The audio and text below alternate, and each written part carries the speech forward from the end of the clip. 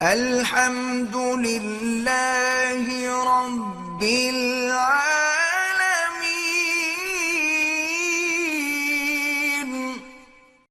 دوسری بات یہ، اس کا بھی مسائل پوچھے جاتے ہیں کہ بعض مرد اپنی زوجہ کو مجبور کرتے ہیں غیر فطری طریقے سے ہم بستری کرنے پر، پچھلے راستے پر ہم بستری کرنے پر۔ تو یہ بات یاد رکھیں کہ ایسی صورت میں عورت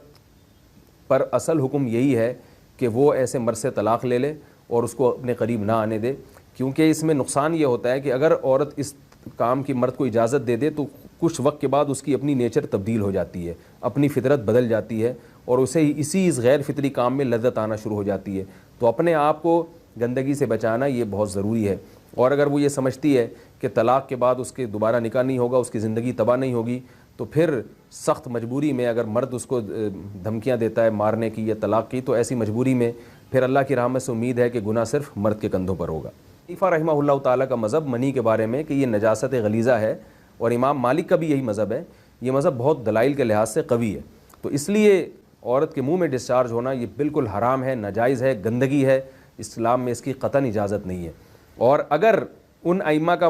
مذہب لیا جائے جو منی کو پاک سمجھتے ہیں، اس لیے میں یہ عرض کر رہا ہوں کہ بعض حضرات نے اس پہ فتویٰ دیا ہے کہ یہ چونکہ پاک ہے لہذا اگر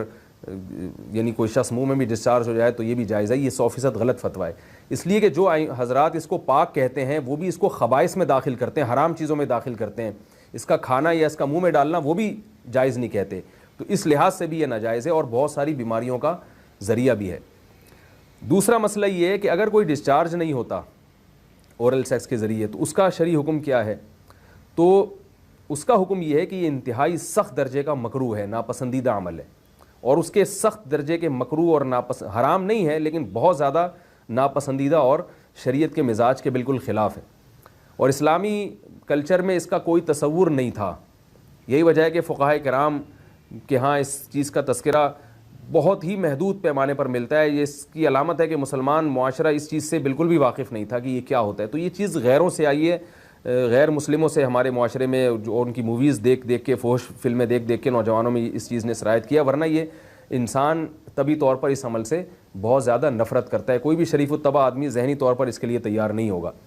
تو میں پھر بھی یہ کہہ رہا ہوں کہ بہرحال علماء اس کو ناجائز اور حرام نہیں سمجھتے، اس لیے کہ میاں بیوی ایک دوسرے سے جس طرح سے چاہیں استمتاع کر سکتے ہیں، لیکن سخت ناپسندیدہ بہرحال ہے اور مکروہ چیز ہے، اور اس قابل نہیں ہے کہ اس کی حوصلہ افزائی کی جائے۔ یہ اس کے بارے میں ہے کہ جب یعنی جو ہے وہ ادخال کیا جائے اس فم کے اندر، اس جو ہے مرد اس میں باقاعدہ جو ہے وہ تلذذ حاصل کرے۔ اگر ایسا نہ ہو بلکہ باہر سے استمتاع کیا جائے، جیسے بعض جگہ ایسا ہوتا ہے کہ کیا نام ہے، عورت کو اس چیز سے گھن آتی ہے کہ وہ اپنے منہ میں اس گندگی کو لے کر جائے، تو پھر بعض شوہر زوجہ کو مجبور کرتے ہیں کسنگ وغیرہ پر، تو یہ کم درجے کی کراہت ہے، یعنی یہ بھی ناپسندیدہ تو ہے مگر یہ اس درجے کا مکروہ، اس درجے کا ناپسندیدہ نہیں ہے۔ دوسری بات یہ کہ یہ جو میں نے پوری ڈیٹیل بیان کی ہے،